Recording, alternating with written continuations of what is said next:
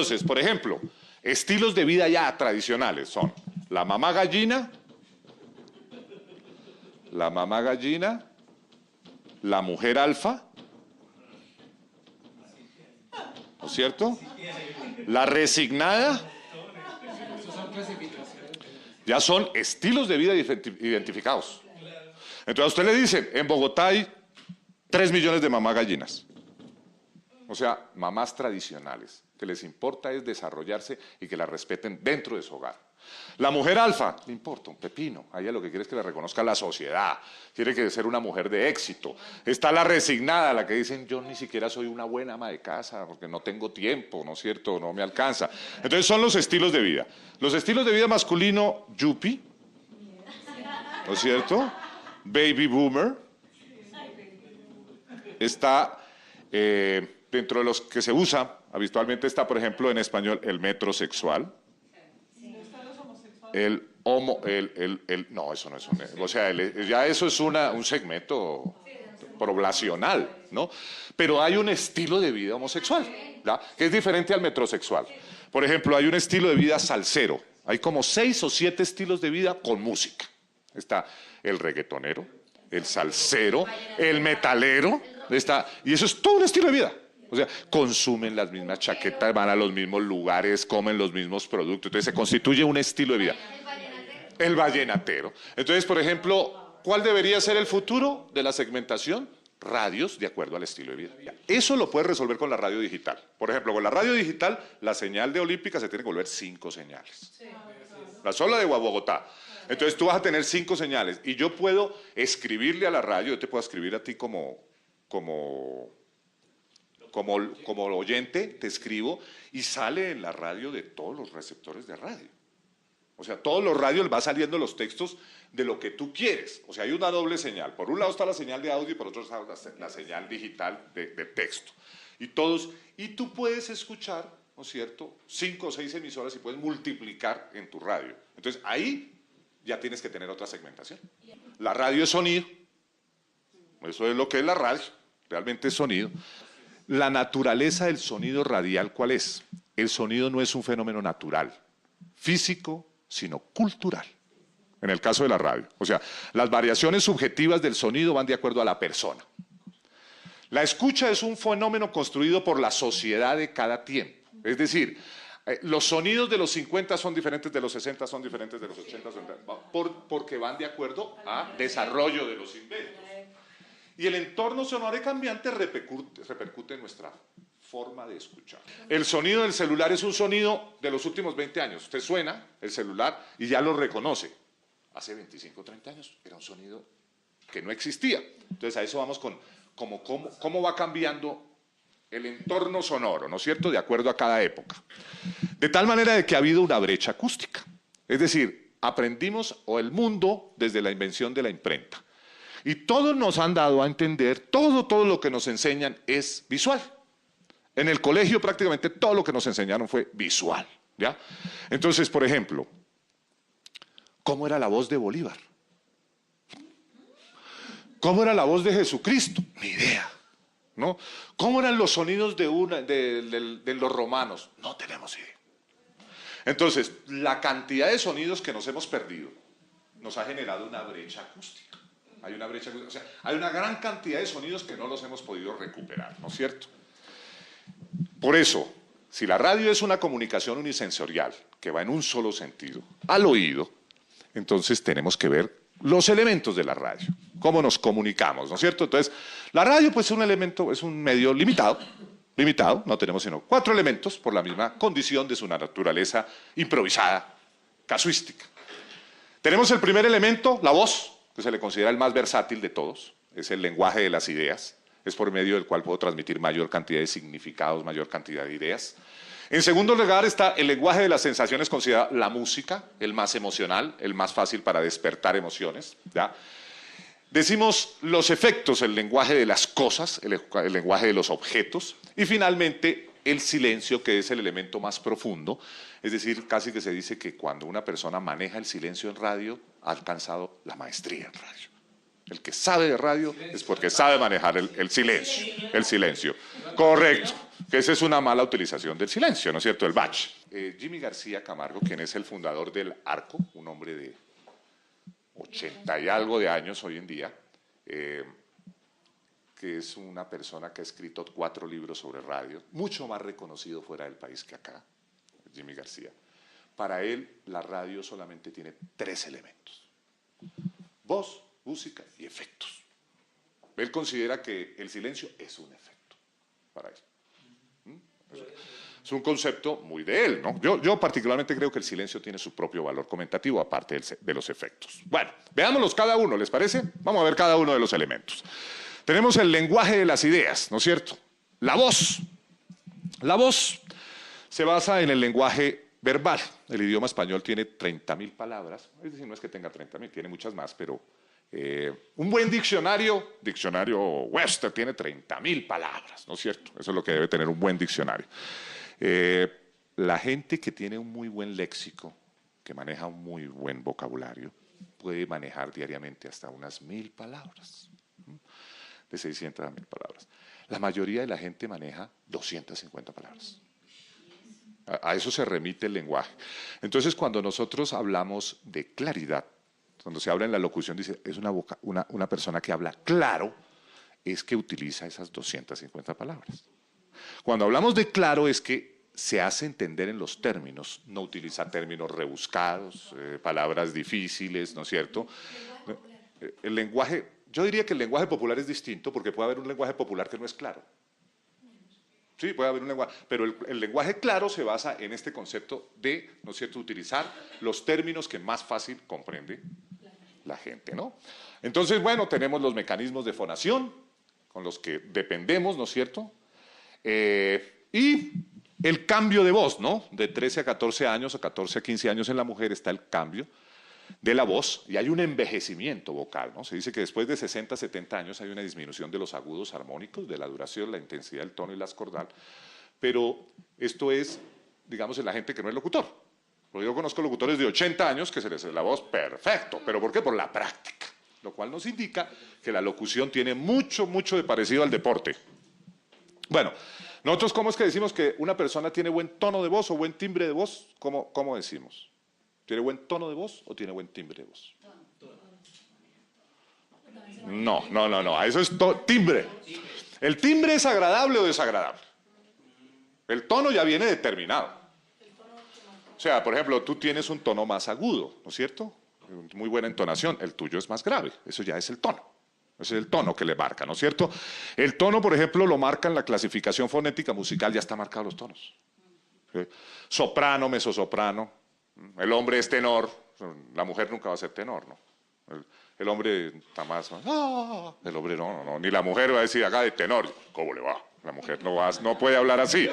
Bueno, en la localización de los alcances, la voz humana ocupa, en la comparación con los instrumentos musicales, ocupa un intermedio, ¿no? Es decir, la voz no puede llegar muy arriba ni puede llegar muy abajo como ciertos instrumentos.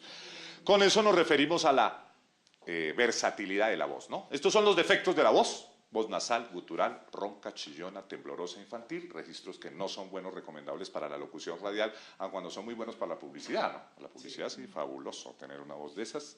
En el caso de la voz tenemos variedad de voces. Hoy en día hay bancos de voces, agencias de locutores, ¿no es cierto?, que manejan como un actor la voz de las personas. Ahí tenemos algunos ejemplos. La variedad de voces ha creado todos estos bancos de voces. El segundo elemento habíamos dicho que es la música, el lenguaje de las sensaciones, el que más ocupa el tiempo, ¿no es cierto?, de la programación de las estaciones musicales. Entonces, la utilización de la música en la radio. Tenemos una música objetiva. Estamos utilizando la música objetivamente, que indica que tiene un sentido independiente de lo que le está sucediendo al auditorio, ¿no? Es lo que hacemos en radio. Nosotros en radio transmitimos música objetiva. Hacemos una selección, le transmitimos, entonces independientemente de las ideas del auditorio, nosotros le ponemos la música y él más bien cambia en base a lo que nosotros hacemos, ¿no? Está la música subjetiva, que es la que nosotros ya queremos para, por ejemplo, apoyar una situación, crear un ambiente emocional, y está la música descriptiva, ¿no? Entonces decimos, nos vamos para México y suena una ranchera, ¿no? Ta, ta, ta, ta, ta, ta, ta. Entonces ya lo quiero meter a la gente es en un lugar específico, ¿no? En un ambiente concreto. Los jingles alegran la programación y en el caso de los jingles también tenemos un desarrollo extraordinario a nivel de lo que son los packs, ¿no? La oferta de jingles, packs. Vamos con lo del lenguaje de las cosas, los efectos. A veces muy abusado, de los efectos a veces se abusa y en otros no se usan. Por ejemplo, Alvin Toffler dijo hace 35 años en el libro El shock del futuro que la radio en el futuro iban a ser noticias con efectos. No hay noticias con efectos. Pero la radio musical a veces se abusa del efecto, ¿no? Se abusa del efecto, se pone en efecto sin ninguna, ¿no? Sí, ya. Sí, que está hablando el locutor y de pronto sigue pajaritos y está hablando de otra cosa y no, entonces porque hay que ponerle efectos. Ya. Eso es una mala utilización de los efectos. Entonces, ¿para qué utilizamos los efectos? La aplicación transmiten significados, nos ubican en lugares, resuelven problemas de ritmo, nos evocan caracterizaciones, ¿no? Cuando decimos evocar una caracterización es algo conocido que cuando lo escuchamos inmediatamente lo recordamos. La tipología de los efectos, entonces tenemos efectos literales y efectos ambientales. Los efectos literales están divididos entre reales e irreales y los ambientales a su vez entre simples y compuestos.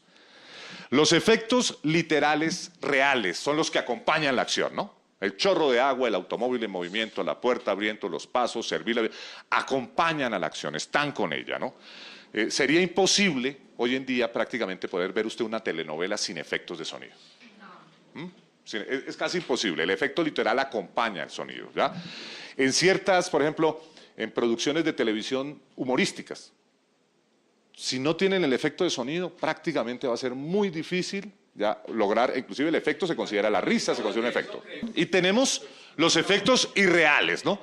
¿Cómo sonarían los tiburones debajo del agua?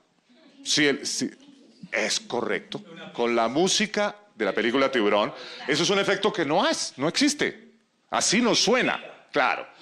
Sonido del espacio, usted dice, los astronautas están en el espacio, entonces da la sensación, ¿no? Pero eso los astronautas dicen, allá no se escucha eso allá es completo silencio, ¿no? Es irreal, ¿da? Entonces tengo el efecto literal que acompaña la acción y al que yo tengo que inventarlo. Y está el otro que es el efecto ambiental. Lluvia, chimenea, olas de mar, ¿no es cierto? Que tienen que ver con medio ambiente. Entonces aquí tenemos los simples, los efectos simples, los breves. Y están los compuestos. Por ejemplo, cocina más platos más cubiertos más música, un restaurante. Pájaros más insectos más luciérnagas más aullidos lejanos, el bosque, ¿no? Entonces yo tengo que crear. A estos efectos también se les llama efectos Foley. Efectos Foley en honor a Jack Foley, que fue el primero que musicalizó o le dio sonido a las películas mudas. Fue el primero que creó los sonidos. Entonces, créeme un efecto Foley. Entonces yo voy y creo toda una novela. Inclusive en los cursos de locución que nosotros hacemos, en los cursos de producción y creatividad, un ejercicio que les ponemos a hacer a la gente es hacer una novela de solo efectos. Jim Messner tiene El pulso del planeta, que él ha encontrado sonidos que ha sido imposible de sacar por otras personas, ¿no? Comunicación entre delfines, el flujo de la savia de los árboles, la explosión de rayos gamma, sonidos de las ballenas azules, el vuelo de los murciélagos, sonido de los elefantes, ¿no? Bueno, tenemos efectos gratuitos.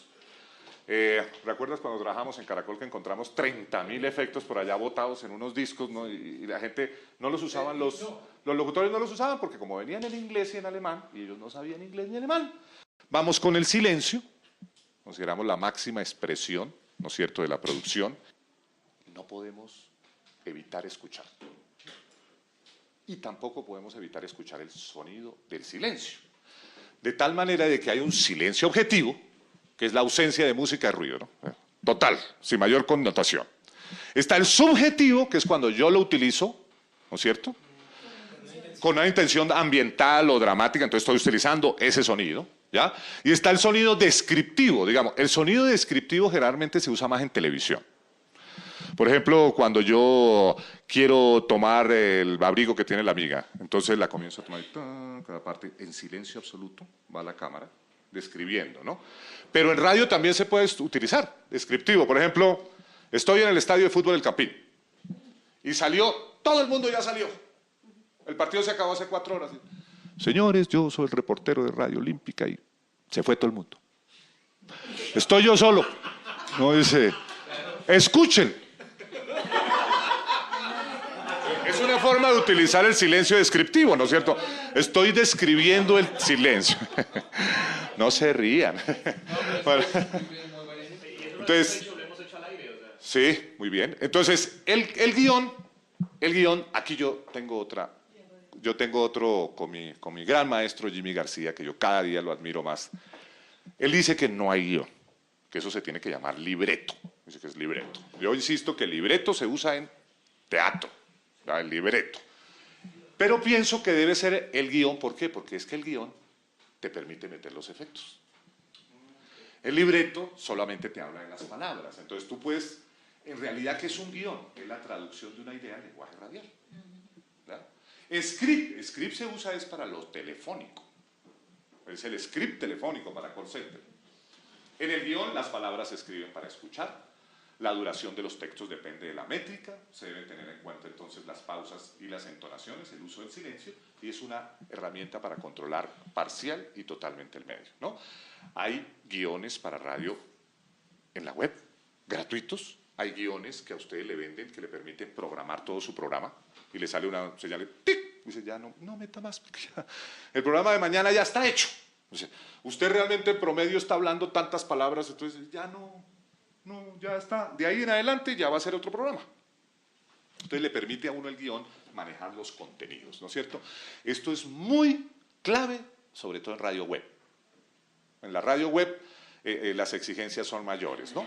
Entonces ahí yo pienso que se pueden incorporar guiones en la producción.